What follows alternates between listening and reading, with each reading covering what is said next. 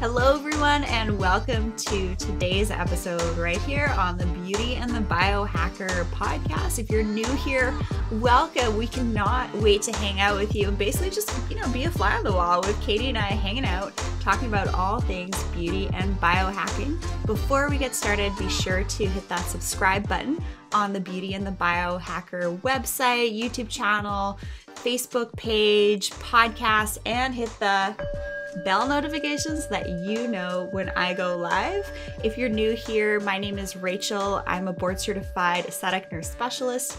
And since the last 10 years, 20,000 rejuvenation treatments later, I love helping people just really keep people on the straight and narrow on all things aging impossibly well. And so I'm the beauty side of Beauty and the Biohacker. We have the fabulous Katie Type A as our co-host here, who is the biohacker side of things. Yes, thank you for that intro, Rachel. I am, as you said, the biohacker side. I do all sorts of product tech reviews, all in the span of health and wellness and biohacking on my YouTube channel, Katie Type A.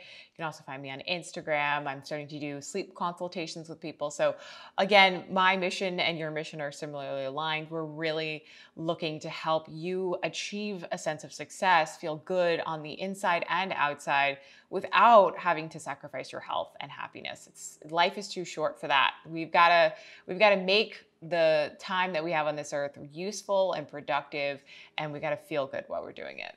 Absolutely. And if you want to learn more about Katie and I, head over to beautyandthebiohacker.com where you can find direct links to do one-on-one sessions with me. And I gotta say, Katie, a lot of my clients that I'm meeting with, internationally for skincare, dermal rolling, help them figure out what they could do at home and in the clinic, I am recommending that they meet with you for a biohacking consult to learn about some of the, best tech out there to help us be our most radiant, dialed in versions and how to quantify what makes us feel good and avoid the things that just might not be worth our time and money. And that's why you guys are here. We are really just two chicks on a mission wanting to help people look better and feel great in the process. So we've had some really interesting conversations over the last couple of weeks, and we just really decided we kind of wanted to tell you a little bit about really what we're all about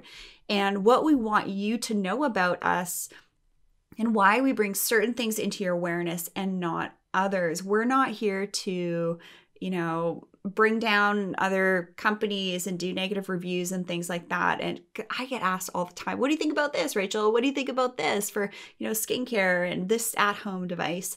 If you don't see me talking about it, there's a reason for that. If you see us talking about things, really hone in on that stuff. And I'd love for you to expand on that, Katie.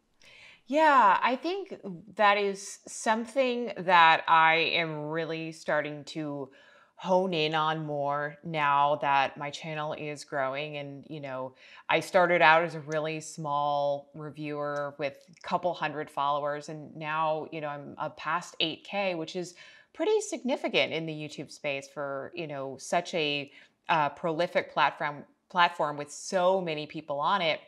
And as you can imagine, it's probably multiple times a week that companies are reaching out to me, asking me to send me their product. I've probably had 75 massage gun companies reaching out at this point. And you have to draw a line somewhere where you say, is this, and this is kind of my sort of overarching principle. I really think about my audience. I think about who is it that I am trying to communicate with. And it's funny, there's actually I have one person in mind that was one of the first people that ever followed my channel, and we've communicated over Instagram. And so she's a real person. I'm not going to disclose her name here, but I always think of her whenever I'm sitting down and working and on my videos or thinking about a product or to review. And I think about would she get something out of this? And if not, why am I going to go down that rabbit hole of just making a video to hit the algorithms of YouTube? And, and I might also piss off a lot of people in the process. And that's never been my intention. My intention, at the end of the day, is education. I want people to be smarter about their health and not waste their money on tech. So Really what it comes down to is this product something that I think somebody could get value from? And B, is this something that I could see myself actually using?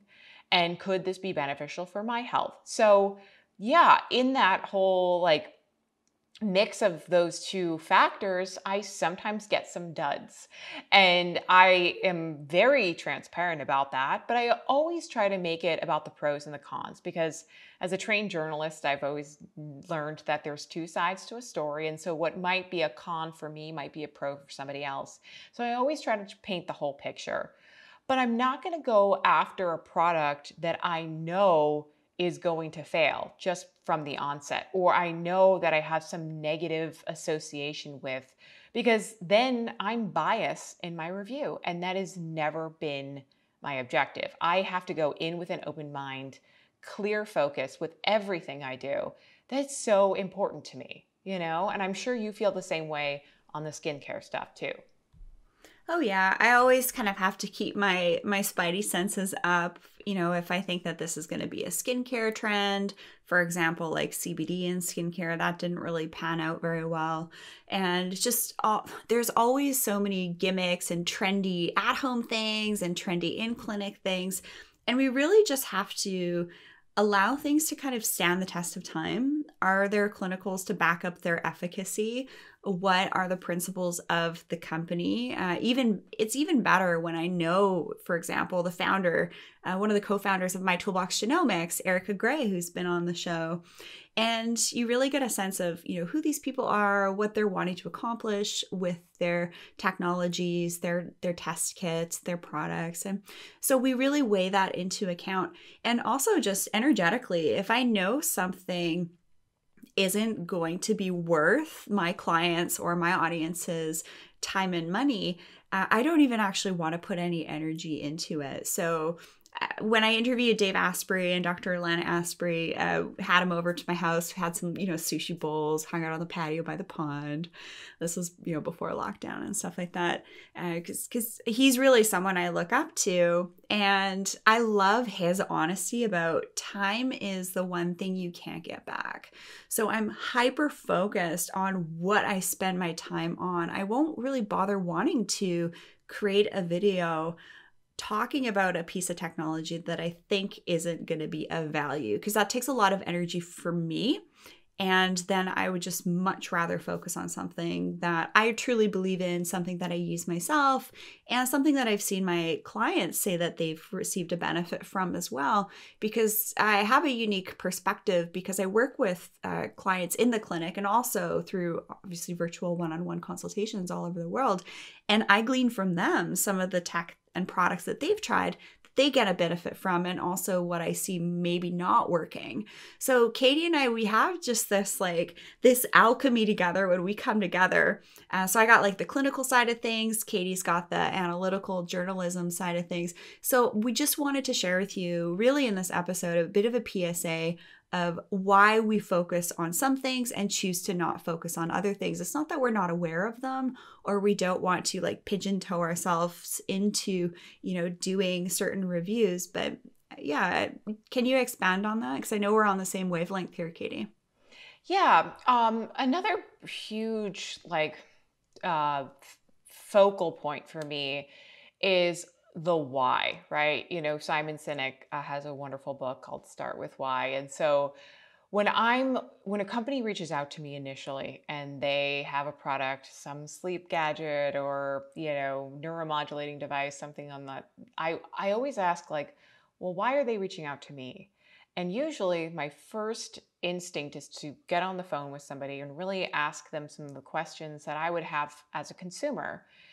If I start to feel, just even in the way that the email is written or the Instagram message is sent, that it's really, they're just trying to use me to promote their product and to, you know, basically get some type of recognition on a wider public space, but they don't really care who's doing it. They just want somebody to say their, you know, company name. I just cut ties right there. Like, that is a misalignment with my vision because I'm not in this for the money. I don't, I really want to be promoting products and companies that have a long-term vision, right? They're in it for the long game. They're not here to just make a quick bucks. There are so many, and I'm going to call this, this particular industry out, but like the massage gun industry, for instance, all of these mini massage guns popped up right around the time of the pandemic, but they're all using white label marketing. So basically, they buy these, products, or they buy all of the components from China. They manufacture them, overseas, and then they just put their label on it and they ship it out to the consumer at a very expensive price. Or not expensive price, but it doesn't really matter. At the end of the day, they're just trying to ride this wave, kind of like what you talked about with a trend, where they saw like, oh, a lot of people are investing in these, we might as well make a quick buck. I don't want to be part of the quick buck stuff. Like that is just it's outside of my realm of caring, and I hate to say that, but it's like you can start to fall into these traps of like, I just want to, get more subscribers, I want to get more views, I want to start, I want to really grow my business. But if you don't focus on what your actual mission is, and if you don't look at the long game and you're just looking at these quick bites, you're never going to get there, and you're just going to become distressed. At least that's been the case for me, where I can feel myself being like, oh, like moving away from some of these gimmicky products, because I know that it's reviewing them is not going to do any, not going to have a value add for people, unless I can share some knowledge and relevance around it that will help people become smarter consumers. But I've already done that with like the massage gun stuff. I made my point clear, and I'm not going to do another one. And I think that's sometimes you just have to like draw that line and say, this is me, this is what I'm offering, and I'm not going to get sucked into that rabbit hole of the YouTube algorithm stuff, because it's tempting, but it doesn't make me feel in alignment with my vision and mission in life. Yeah, I totally feel you. And for you, reviewing different devices that come on the market, it's almost the same thing when different celebrities come out and say they've had some recent work done. For example, Demi Moore, she ended up going on the Fenty fashion show runway in Paris Fashion Week. And there was this whole to-do about, what did Demi Moore do to her face? And so what I didn't do was attack her, right? Like clearly there was something going on. I have a YouTube video on it as well. Just look me up, Rachel Varga, you'll find it. And, I have my own opinions of what I think was going on, because certain things, like if you're not feeling well, if you just gotten off a flight, dermal fillers can actually swell on you and make you look quite puffy. So she looked very, very different in some of the photos. And then, she's back to normal. But nobody else was saying it quite like that. But what I did before talking about her was I actually looked at some of her interviews. And I'll do this when I talk about different celebrities, because people ask me, they're like, how do I avoid looking like that? Right. So that's why people ask me to do plastic surgery, celebrity reviews. But what the first thing I do is I actually look at how that person is talking, and I'm looking for radiance. I'm looking for that sparkle. I'm looking for them to tell their story and maybe what's contributed to their aging process, past traumas, things that they're doing to really, inspire others and help others through some of their struggles. And that's actually really what I kind of found with Demi Moore that I thought was really interesting. So here everybody's probably tuning into my video wanting to know exactly what I think she's done. But really I was like, okay, you guys got to check yourself. Why are you guys looking into stuff like this to, potentially bring down others? Why don't we just support each other? And I don't mean to sound fluffy and things like that, but when it comes to the YouTube algorithm for me, I think I have a video that's like well over 75,000 views on a celebrity talking about, lower eye bags and things like that. And it kind of drives me a bit nuts, because sometimes with different celebrities, they actually attract different energies. And Katie and I are really hyper focused on what we want to focus on. But you also said something really interesting that I want to segue into, which is the concept of white labeling. And I'm in a wonderful network of individuals, including Dave Asprey, Dr. Mercola, JJ Virgin, Cynthia Thurlow, all sorts of people that are really wanting to do good work in the world and share helpful information. And because of my associations, I do have a little bit of inside scoop on things like what's called white labeling. And this is big in skincare. So I'm going to kind of focus on that for a hot second. I'll oftentimes see, during a consultation session, someone tells me, oh, I'm using this product. What do you think about it? And then I'll hop on the person's website, I'll look at the ingredients, and sure enough, it's got all 3 parabens in it. And, these are practitioners that have board certifications that are selling products. But really what it comes down to is the attention to detail of those practitioners and, like yourself, Katie, if they can identify, okay, parabens, phthalates, sulfates, artificial dyes, fragrances, testing on animals is terrible. We don't want to support companies like that. But what the consumer doesn't know is that sometimes when they're paying, $120 to $200 for a face cream or eye cream, and if it's white labeled, it could literally be the same formulation that they're finding on their drugstore shelves for $10.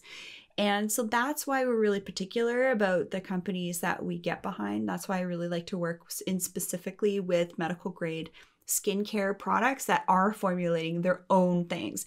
And they're actually doing clinical trials on the final formula, not just making claims on, say, things like vitamin A, hyaluronic acid, vitamin C. This product's got these ingredients and these ingredients do these things. That doesn't matter. What matters is actually the final chemical composition and the cellular messaging that happens. Same thing goes, I got some supplements behind me here. These aren't white label companies that I work with. And yeah, I'd love for you to expand on your take and understanding of white labeling in the biohacking market with devices as well.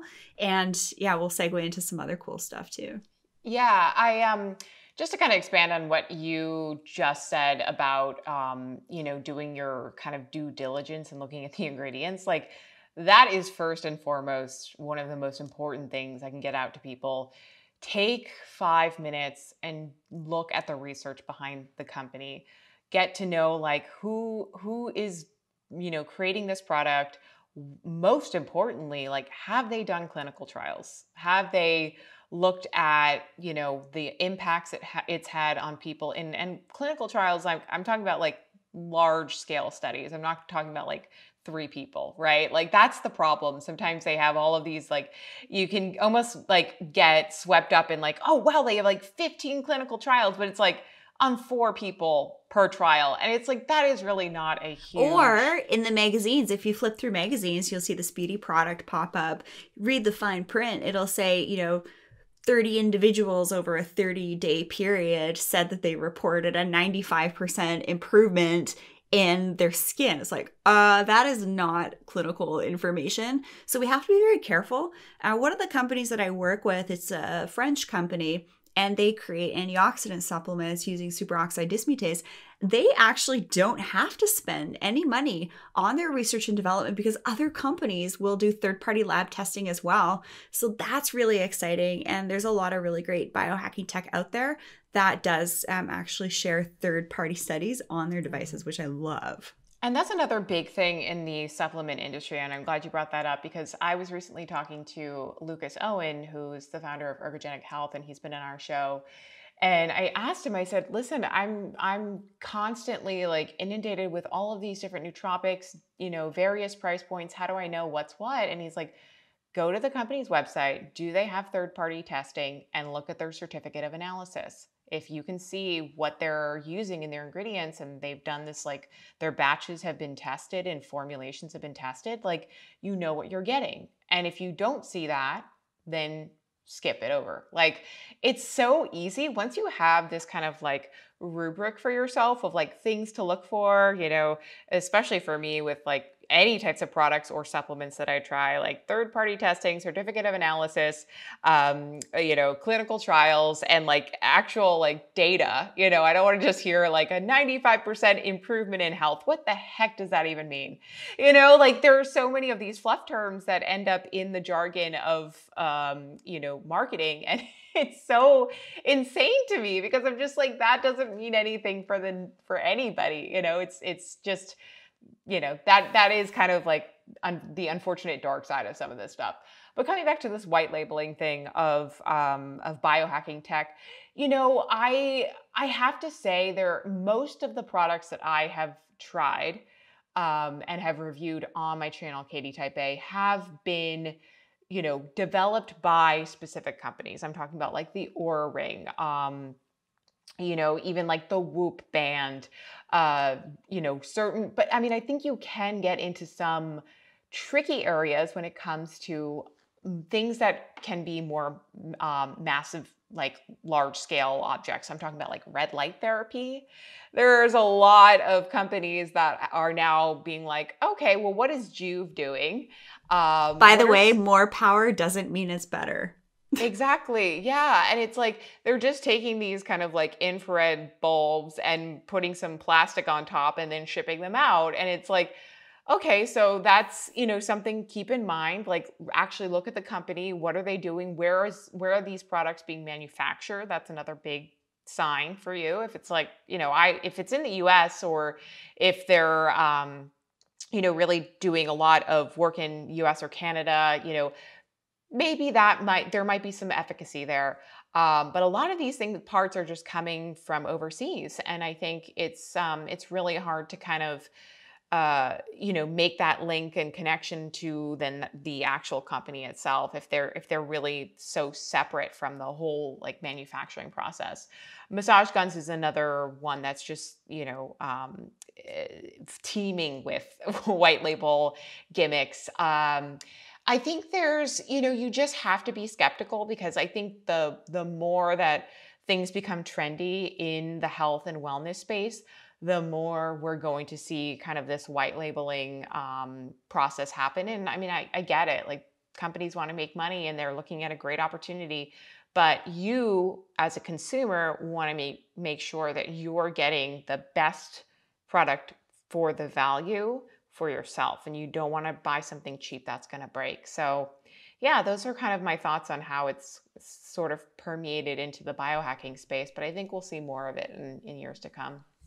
I'd love to talk about when we're looking at companies' websites. A little while ago, well, not a little while ago, maybe like 2 years ago, there was a gummy that came on the market. And right away, I went onto the website because I had, my girlfriends in town asking me about it. They're like, hey, what do you think about this? It's supposed to be great for hair, skin, and nails. It's got all these celebrity endorsements. I see all these people posing on Instagram with it.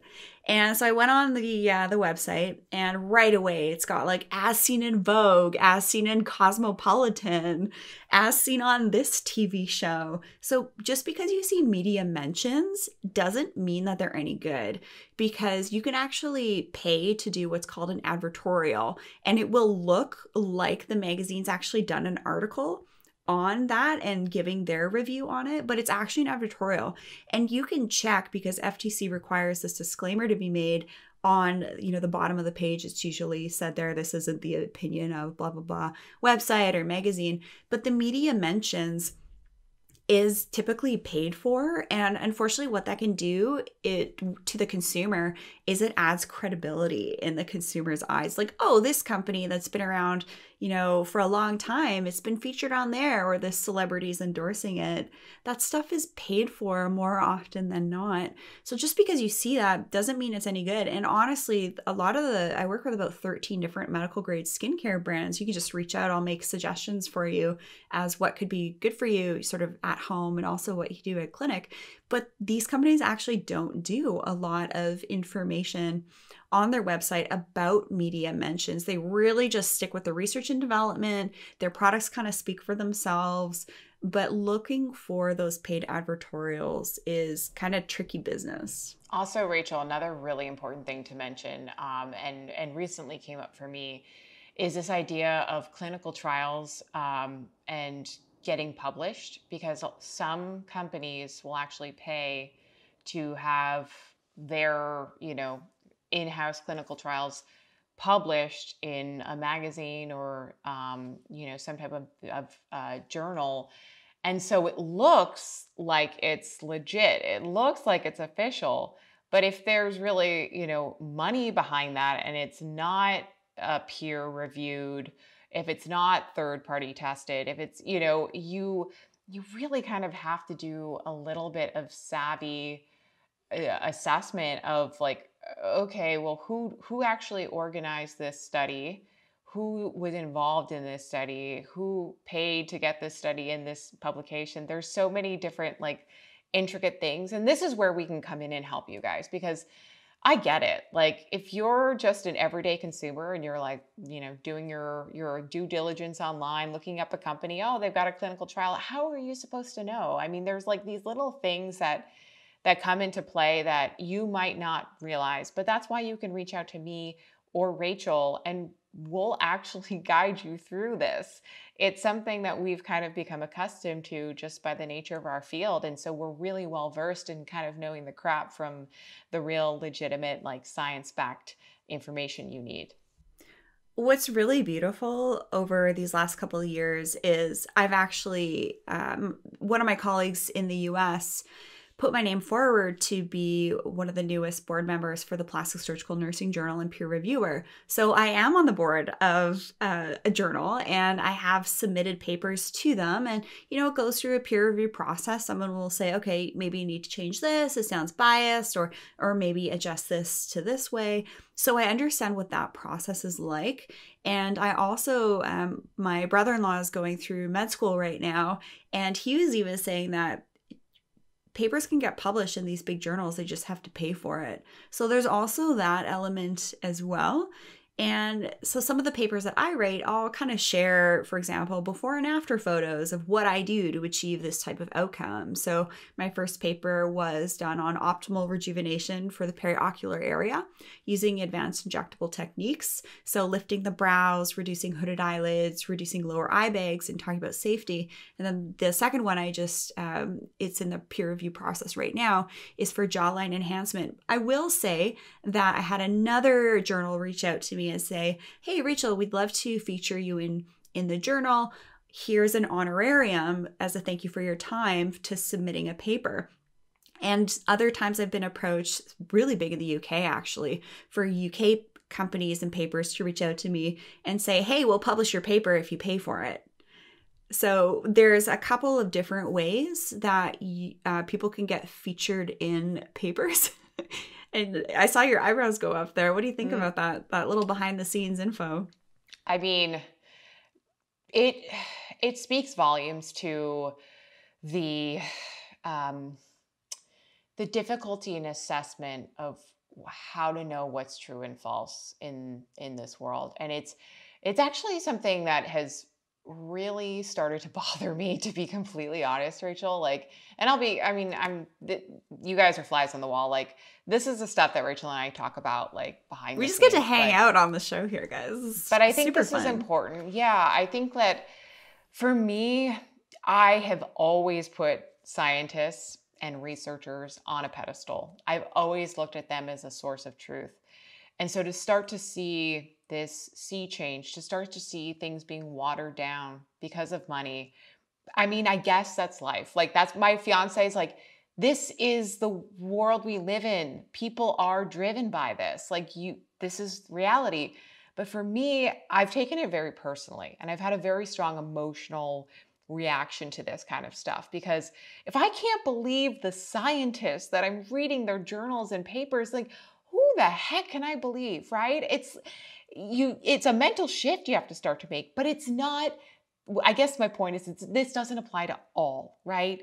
This applies to a certain subset of groups and journals and publications, but it's not the one size fits all approach to how everybody operates.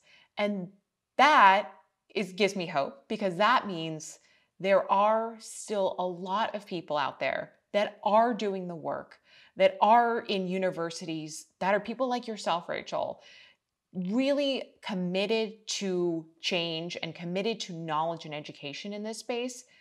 The thing is, you've got to know who you're looking at, and you've got to be looking for the right types of information coming from the right types of people. And that is, that can be difficult. But I think once you start to find those publications that are actually speaking the truth to you, right? And the truth is subjective, right? I can't even say like that, like there's one universal truth. There really isn't a universal truth. Yeah, people are really kind of in their own type of realities. It's like what might be my reality is very different from what might be your reality based on what values you have. I was actually, have you heard of Teal Swan? Mm-hmm. Yeah, I love Teal Swan. And I was actually watching one of her videos yesterday on, how do you figure out what your value is? And she put it really well. I recommend you check out that video. I was actually listening to it while I was putting together a new dresser in my office here for some of my things. And I had both my Hypo Air air purifiers going because, man, that stuff off gases. If you're working in your home office, seriously check out our interview with David Milburn. There's a little bit of a promo code in there as well that, of course, helps to support this channel. But yeah, I've really been able to glean a lot about the academic journal culture, and I am so incredibly grateful that someone put my name forward because they recognize that I am the type of clinician that I really just want to help people, and I want to put information out there to help other clinicians help people as well. And there are so many wonderful people that are and practitioners that are really taking the time to write articles based on their anecdotal practice, what they see in their clinical practice, and then also different, other papers to back up their claims. So I actually work with people who are called medical liaisons. And it's actually very helpful when you start to write more and more papers to be able to say, hey, I need some articles on this such and such topic. But you also have to be careful with that, because where is that medical liaison coming from? Who are they employed by? Are they only showing research from one side? And actually, some of the published studies that I've seen, some of the biggest journals in the world, they do actually say in their basically like their abstract, or another word is limitations for the study, is this was a 2-month study on a relatively small field and pool of people. And you have to pay attention to that stuff. Just because you're seeing statistics of this thing is, such and such effective, and there were, such and such percentage of adverse events and, mild to moderate to severe side effects. How big was the pool? How long was the study done? And what are the limitations that are actually purported in that paper? And once you actually start to look at, especially some of the papers that are coming out now on some very key topics that are, part of huge world events right now, you'll start to see these things. And actually, it's quite alarming to me to see that. I think that's also a great point and segue into something that I've started to notice with talking to people in the scientific community. They will be legitimate, credible scientists will be the first to admit that they don't know everything. And it's like the minute that they kind of admit like there are limitations, and they're not dogmatic about saying this is the only thing that matters, or this is the only way, like this is going to cure X, Y, and Z. When they have this sort of humility and it comes across in their study, there is a sense of validation I get from that. And also keep in mind, you always want to look at, were there any financial ties to this study? And usually that will be a disclaimer in a study, a publication. It will say like, was there a financial incentive? Was there some type of monetary backing? And that's another place where you can really start to do a little digging. I think that might even be the best place to start, to see, was there some monetary incentive for this person to do this study, and how are they connected to this company? I think those are some key things that you can look for to really start to feel like you can trust the information that you're getting. Yeah, I mean, I'm happy to write papers for free, but it's also nice when, say, you'll get an award for your work. So the International Society of Plastic and Aesthetic Nurses, they have their journal, Plastic Surgical Nursing Journal, and they gave me an award. And what I did was I took that award and I put it back into the organization to, do more development and pay for the other people that are, for the most part, donating a lot of time.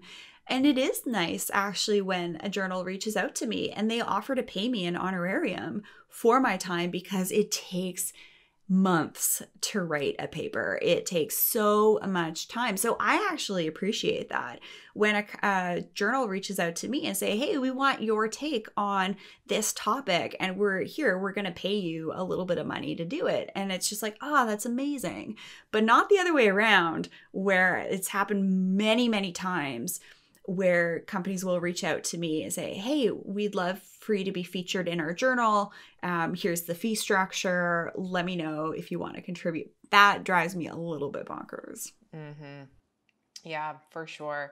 I think it's, this is part of where you can, really start to unpack and understand, it's important. People need to get paid for their time, for their energy. I mean, I think back when I was in college and how many papers and how arduous it was. And gosh, I was paying the school, but in reality, like, I was paying for my education. I was getting a grade. Like, there was an incentive for me to put my heart and soul into that, and it was a learning experience. And so, yes, I think absolutely, like, when you get that kind of monetary incentive, you then can put it back into the organization or your own business, because it is time consuming, and I guess I'm starting to come into a better mindset around your energy. And we can talk a little bit about this and like where you actually put your time, your resources, and most importantly, your own internal like energy store, because it can get depleted. And I think sometimes, it's a slippery slope. And I think a lot of people fall victim into just like putting all of their energy into things that are going to make money. And I can't say that has been my goal at all. I mean, it certainly hasn't. But I'm starting to now understand that like I'm getting depleted and there are periods of burnout. And you do have to sort of stop and say, how can I grow this business if I'm not bringing anything in, or I'm bringing in a very small amount? And so I am looking for new ways to kind of strategize my monetary, business, like on a business front side. But I'm looking to do that with, kind of building up consultations and really working one-on-one with people, giving them stuff that I won't talk about necessarily on my channel, but that like one-on-one interaction with people, so that they feel like they're really getting time, attention, energy from me. And so that's kind of where I sort of see Yeah. all of this sort of Just so you manifesting. guys know, that is where you get the very like candid, unfiltered, getting our insight into, say, for example, as you guys all know, I do virtual skin consultations, talk about dermal rolling, in clinic treatments, which lasers to do, which ones to avoid, which skincare products I think are good. I'll be very open and honest when clients book a call with me. All our information is available at beautyandthebiohacker.com or rachelvarga.ca, whatever. And I will share my honest opinion during those sessions. I'll also be a little bit more honest through virtual summits where people actually have to pay to register for. And I won't be as honest with things that I recommend people avoid at home and in clinic if if they're not paying me to do it, right? So there are certain things that we'll be a little bit more honest about. And this is a really important way for us to protect ourselves and not publicly put down companies or even acknowledge companies that we don't even want to put any attention to. So talk to us about how you protect your energy, Katie, and take ownership of your health. Yeah, I mean, that is a very loaded question. But for like kind of in summary, like I have not done a great job at this. I'll be completely transparent. Like when I initially started my channel, I was throwing 100% of my time. I was working a full-time job at the time. I was depleted. Like my energy was just go, go, go. Since transitioning to making this my full time, now it's sort of like it's evolved, but now I'm starting to realize that there are certain aspects of my job that really stimulate my creativity and make me feel like just in such a almost like delta wave state where I just feel like I'm in the flow and I'm feeling really good. Those are usually, videos or product reviews that are in such close alignment to my values and what I think is actually going to be helpful for people. Even sharing my own personal stories. And so I'm really starting to gravitate towards those kind of topics in my channel, and that's a way I can preserve my energy by really just focusing on the things that bring me joy. And I have had some instances in very recent times where I've been sent some products that I've had, a really strong aversion to for a number of different reasons. And we don't have to talk about it all here, but, there's just claims made about them or things that just aren't in alignment with what I think is going to be actually beneficial for the end user. So I have to start to say no, which is hard for me, but saying no is actually really freeing because you can then just take all of that energy you would have spent saying yes, and you're going to kind of go through this like period of like sort of you know almost like regression or just kind of like not like anger about having to do it, when you could just take all of that energy reserve and put it towards the things that you actually want to do. So I think just being able to make that clear delineation, and again, this is going to look different for a lot of people, especially based on what kind of work you have. I'm so lucky that I get to control the content that I make, but I can imagine for people who work, standard 9 to 5 jobs, it's hard. So in that, I'd say find something that like really taps into your creativity outside of work, a hobby, whatever that looks like for you, and spend some time doing that each day as well, because that for me is something that really lights me up and gives you something to look forward to. How about yourself? I'll take a little bit of credit for teaching about energy protection. Yeah, you should definitely. Yeah, I've been doing this work for about 10 years. That kind of like deep inner work stuff. And I'm always learning. It's like learning about this psychologist work on this topic. And what's really cool about the work that I do with hanging out with you and interviewing I've done over 120 interviews with various health experts, primarily in anti-aging, rejuvenation, regeneration, gut health, energetics, stuff like that. And it's insane the amount of content I've been able to learn through conversations. And actually, that really energizes me because you're not going to learn this stuff through traditional educational faculties, right? These are people's clinical experiences, what they've seen help their clients, and then we get to share that message. And how beautiful is that? But if you want my honest opinion on certain topics, you gotta pay me for that. And I will be very candid and upfront during one-on-one sessions. And that's what people pay me for. They're like, Rachel, I want your opinion. I don't want to invest money on this type of laser, that type of laser, that type of product if you don't think it's going to be helpful for my skin goals. And if you're not willing to pay me for that, then that's okay. You can, continue to read those those bogus reviews and continue to waste your time and money. But energetically, I tend to attract a very discerning type of client that really is willing to pay someone that they trust, their values, body, mind, spirit, energy are in alignment to theirs as well. And it's so great. Like just the people I've been able to connect with through this journey of doing a little bit more work online. I mean, Katie, come on, like you and I get to hang out and have these awesome conversations to help people. And we have this really beautiful alchemy because I'm very much beauty, you're very much biohacker, but when we talk, we really bring the two industries together. And there's some pretty spectacular overlap, but ways to protect your energy. Why don't we talk about the Aura Ring for a second and readiness score? Yeah, so this is, partly energy, partly ownership of your health. Really getting a diagnostic of what's happening in your body is key. It is paramount to understanding how to, use different modalities to help you throughout your day. So, the readiness score, I think, is a great example. It's pretty accessible for people. You get it every day when you wake up. Basically, it takes into account all of your previous day's activities along with your sleep. And from there, you get suggestions like, maybe take it easy today.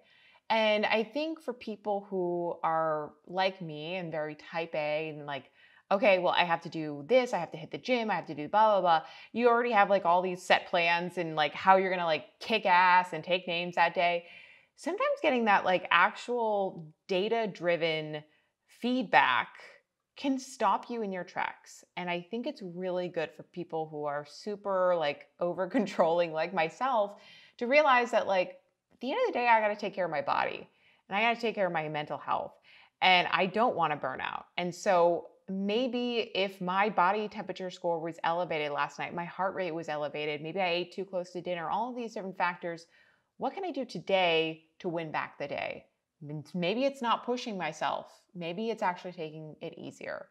And so it's this kind of insight that you can actually get. And this is why I'm so obsessed with biohacking tech products, because this is the first time in history in which we're able to really get some concrete information about ourselves in a non-clinical setting that we can use to make advances in our own health. So that's one of the things that I do for preserving my energy and really being the best version of myself every day. Yeah, some other things I really like about the Oura Ring, and no, we're not paid to talk about the Oura Ring in this session, but it's just a really great resource for you guys. I've identified that even if I have one cocktail before bed, my sleep tanks. I seem to do really well with, the honey trick from Dave Asprey's Sleep Challenge. Loved that program.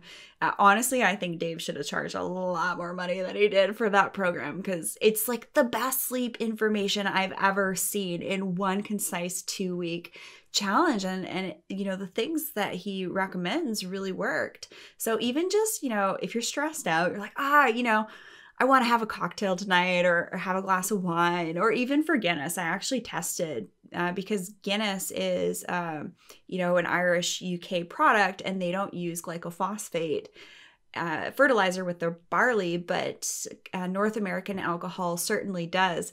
And actually, Guinness still tanked my sleep score, but not as much as, 2 glasses of red wine did from like a very kind of just generic off the label, or sorry, off the shelf. So sometimes people still think, oh, a glass of wine in the evening is really going to help me just like decompress. It will actually wreck your sleep. And for example, Dry Farm Wines, that's a company I really like for alcohol. And I've done an interview with Todd White on the Rachel Varga podcast. We got to have him on Beauty and the Biohacker because it's really nice. So if you still want to be able to enjoy something like a nice cocktail, if you want to celebrate something, at least make sure it's clean. And again, it's a third-party lab tested company. But for what I do, the work that I do a lot. And I'm really hyper-focused with my time. So I have limits on my social media.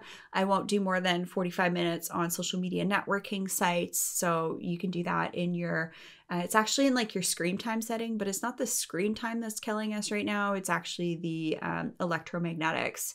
So some of the ways that I like to hone in how I push myself and things like that is go by my readiness score, and my sleep and my readiness score go through the roof. We're talking like 90s. I get crowns and I always feel like a queen. When I do my grounding, so when I get my cold water therapy in, when say I've had a day of fun outside running around, and I don't know if you saw some of my pictures on my social media at Rachel Varga Official of getting into a frozen pond. That stuff helps me. And yeah, it's extreme. And yeah, cold water therapy is hard, but it was so weird. It's like I got into a pond on my property and there was ice on the top of that pond. And it's like, I could stay in here longer. And my hubby was filming it. He was wearing my white robe and barefoot on the stove. He's like, my feet are getting really cold. I want you to get out of the water now. I'm like, I could do 5 more minutes. Mm-hmm. Well, you're starting to cultivate this idea of resilience, right? Yeah. And cold water immersion, I think, is one of the best things that people could do when it comes to stress and improving your sleep. And just quickly, anecdotally, you remember Kyle, who was on our podcast a while ago? Yeah, he's speaking on another summit that I'm on. So it was really cool with Kyle Gray Yeah. seeing his face on there. It's like, yeah, we interviewed him. Different Kyle. This No, was Kyle no, without I'm aware, camera. but he's on that okay. summit. Oh, Yeah. he's on this. Oh, that's so Yeah. funny. Wow, there's so many Kyles. So I did his Sleep Advantage course, and he's very, rigid about like what the steps that you have to take to improve your sleep. And for me, I was especially looking to improve my HRV, which is kind of an indication of your stress levels, because shortly at the tail end of last year, I went through a lot of family hardships, and my HRV dropped down to 18 points, which is I'm pretty sure the lowest it's ever been since I started wearing the ring 3 years ago. And so I was like, I need some help here. And I did his course. He worked with me one-on-one. He showed me how to do Wim Hof. Last week, my HRV went up to 60 points. That's more than triple, because every single night, even though I didn't want to, I did a cold shower before bed. I put on my blue blockers. I stopped eating 3 hours before bed. There's a number of other things. I meditated. I did hypnotic training. Like, you guys can find the tools that you need to become a better version of yourself. You just have to make it part of your routine, and you got to just implement those strategies and stick with them, and you'll see the proof. That's the beauty of this. Like, no, the Oura Ring is not perfect, and no, I don't think that you should be obsessing over every single score every day. That's not what I'm saying. I'm talking about the trends. I'm talking about some big changes that you can actually see happen when you start to implement some of these, different modalities into your life. So that's my little anecdotal take on stress. And you can see I'm so much more zen than I've been in a while. I love it. What was really wild, and I actually had a video of me going from the hot tub into, the snow bucket where my brother-in-law was putting snow on me with a shovel. And it was wild. I actually was able to bring down my heart rate, because you're in that initial shock. I think it was within 5 seconds. I was like, I was kind of hyperventilated when you first get the snow put on you, because it's so freaking cold. And then just that ability to drop down in seconds. When you start to see those progressions of how well you can deal with stress and how freaking energized I was for the rest of the day, I was able to work out harder. Later on that day, I got more done. I had more fun. I felt better. It's insane, the benefits of cold water therapy. I don't necessarily have to do like Wim Hof breathing to get through it. I actually just really relax. And I think what I'm doing is actually kind of maximizing on my heart rate variability strengths to be able to get in that high state and then just equalize. But we need to do a whole episode on heart rate variability. Yes, I have a couple people in mind that I think would be great to talk about that. But yeah, I think that's one of those metrics that has been pretty stable for me.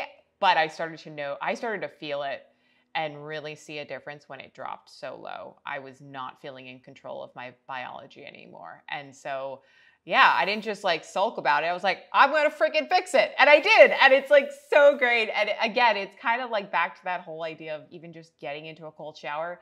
It's tough. It sucks at first, but over time, you build up a tolerance and resilience, and it really becomes this strength sort of, internal feeling of accomplishment that you get from being able to withstand the cold. No one wants to be in a cold environment for a long period of time, but the longer that you can stay in, even if it's from 15 to 30 seconds, and then 30 seconds to 45 seconds, every single time you do that and you cross that barrier, there's a little part of you that kind of is feeling accomplished from doing that. And I think that is the beauty of cold therapy in general. Yeah, I will just, full transparency. Sometimes I go and do my cold water therapy and my feet get in the cold and I'm like, this hurts way too much. It's probably happened about 3 times.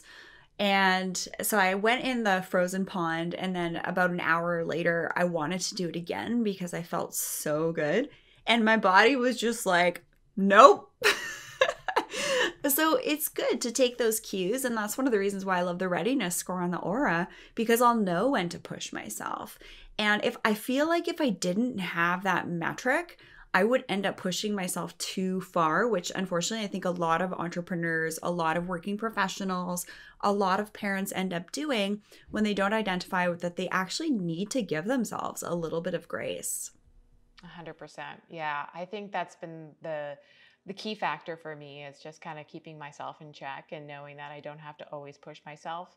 And yeah, it's made me a lot more intuitive because you kind of can know when your body's had enough. And this will happen to me on runs even when I'll say I'm going to go for a 5 mile run, and about mile 2 I'm like, you know what, I've had enough.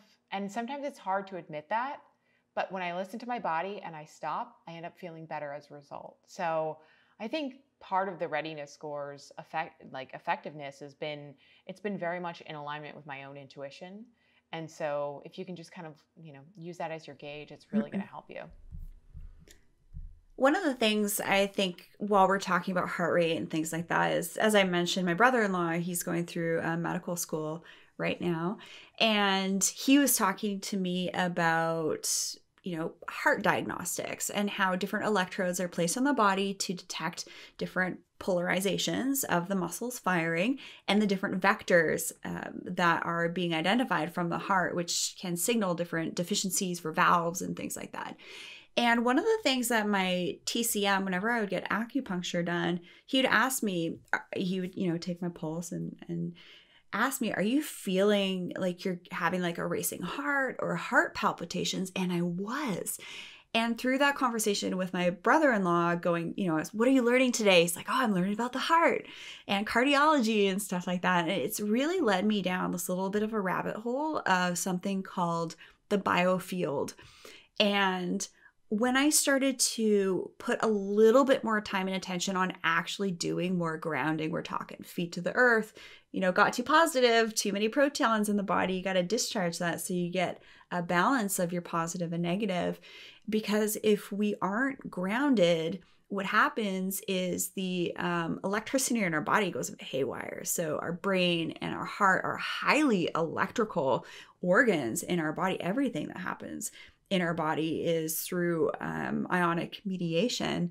So if you're catching yourself and your heart rate is kind of, fluttering a little bit and you're kind of like in that high beta anxious state, really finding the practices that help you stay grounded. So for me, it's the cold water therapy. I love salt water for that, Epsom salt baths, touching the ground, yoga, qigong, acupuncture are all actually they create measurable changes in the body to promote better basically, we know we can test this through live blood cell analysis, which is really cool. So Katie, how are you staying grounded during this whole, fourth industrial revolution, which is the AI technological revolution? Yeah, I've kind of gone back to basics and I'm doing a lot of breath work.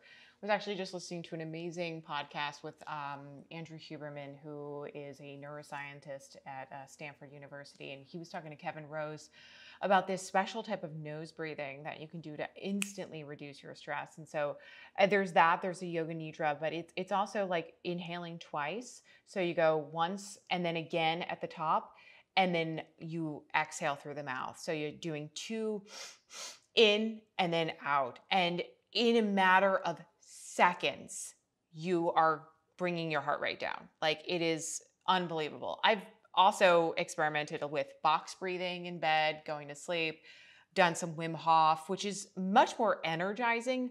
But there's also this aspect of it that is, that cultivates this sense of resilience. Like, where your lungs are literally out of oxygen and you're deprived, but you're still. And so it's like, it really is a great way to kind of train your mind and doing some kind of like brain entrainment. I've used some great tech modalities to stimulate my vagus nerve through vibration. I'm now getting into kind of cluing into acupressure points and using EFT, which is the emotion freedom technique, because I suffer from attention issues and focus issues. And so sometimes I'll find myself just like getting, into that dream state and I need to focus on something. And there's like different areas on your body that you can actually tap in certain frequencies that will actually kind of get your head into back into like what you were doing. So it's really great for wandering minds like me, and that happens to a lot of people who are in creative fields where you just sort of like go off on your own. So I'm doing that. So those are kind of the things that I'm like really experimenting and excited to try right now. I think another major way that I get grounded is similar to you. Like I go outside, I put my feet in nature. I'm blessed that we live in a warm environment that I can do that year round. And I also sleep with a grounding mat. So at night, I want to protect my energy fields. And so we have a grounding mat and I put my feet on that and that helps a lot too. So there's so many like new and old ways that you guys can harness your own energy and stay grounded no matter what the situation. You just got to find what works for you. I feel like a lot of people in the biohacking community might kind of poo-poo some of the, I'm just playing, devil's advocate. I just finished a book on, how to understand your shadow. And the psychologist that wrote it, he was saying that sometimes the best ideas and concepts and understandings come from when you talk about both sides of the equation. He gave the example when he was in school and, it was his debate class. He prepared for this big debate. And then a minute before he's set to do the debate, the teacher says, now you have to do the other one. You have to do the other side.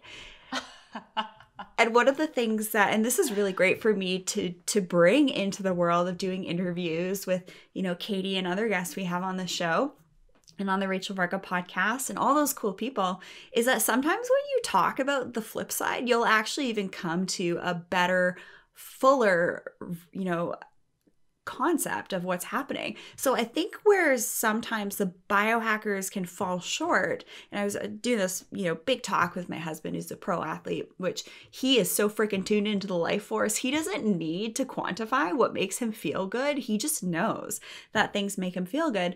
But with biohackers, we kind of like to have the data. It's like we don't want to guess that something works. We want to know that something works and test and not guess. And then someone like him, he's just so incredibly in tune with if he eats something, he knows it's going to make him feel like garbage or not sleep great. But there's so many things that I have to help him to do, right? Like remind him to wear his True Dark glasses before bed so that he doesn't have the blue light exposure because it's starting to impact his eyes. And making sure that he's not, rambling away on his computer, editing his YouTube videos. His name's Gabriel Varga. You could check him out. He's got some great workout tips, but I can't wait to have him on the show where we'll play a little devil's advocate about, quantifying versus just getting intuitive. Like, listen, I am a firm believer that whatever works for you do it. Keep doing it. Like if Gabriel does not want to get an Oura ring. He doesn't want to track his metrics. He wants to listen to his body. More power to him. That's amazing. There's a lot of us that aspire to be like that. Yeah, I hope I get to the day where I could be like, I have a crown today, and I don't even need to wear a ring. But I think that, when you're starting off or when you're trying to address a problem, having the metrics just makes it so much easier. And that's something that like I found has been helpful. And that's why I love to share it with other people. But yeah, I mean, I aspire to one day be like Gabriel Varga, physically and mentally, because I think there is something that is really peaceful about not having to rely on tech for sure. Yeah, I mean, I definitely am able to teach him a couple of things through some of the conversations we've had, which is great. So when I sleep hack my bedroom, I'm sleep hacking his bedroom too, whether he likes it or not. My challenge is going to try to convince him that he needs an Oura ring. Don't tell him I'm going to do this, but we're going to do this. When he comes on the show, I am going to do my very best to see how convincing I can be. Yeah, definitely. So for that upcoming interview, Katie and I would love to hear from you. So send us an email, go onto the website, beautyandthebiohacker.com, get on our newsletter, by the way, because that's how we're sending out special promotions and behind the scenes stuff, which is really great and exciting. And send us an email, info@beautyandthebiohacker.com, with episode suggestions or topics that you would like us to focus on. Because we're just, two chicks having some, life-changing conversations with one another, building each other up, and we're just taking y'all along for the ride with us. And yeah, do you have any closing remarks for today's episode, Katie? No, this was really just, I think, again, like, when you're using your energy in the right way, you feel abundant when you end a conversation. You feel like you get life back into you. And I always feel that with you, Rachel. And it's so, I know I don't want to get too woo woo, but there's something uplifting every time we sit down and have a conversation together. And I hope that this transpires with our audience as well, because yeah, I think we both learn so much from each other. We share so much great knowledge and experience from our own lives. And I think it always makes me feel like I've already done some grounding, even though I haven't yet. So, I love it. Thank you, Rachel. Yeah. And if you guys are new on the show, Katie and I have actually never met in real life. Yeah. But it's going to happen this year, guys. Send us ideas for how we can make it happen. Yeah. How about that? Yeah. And it's funny, I was talking about it. It's like, you're going to Hawaii soon and stuff like that. Am I allowed to say that?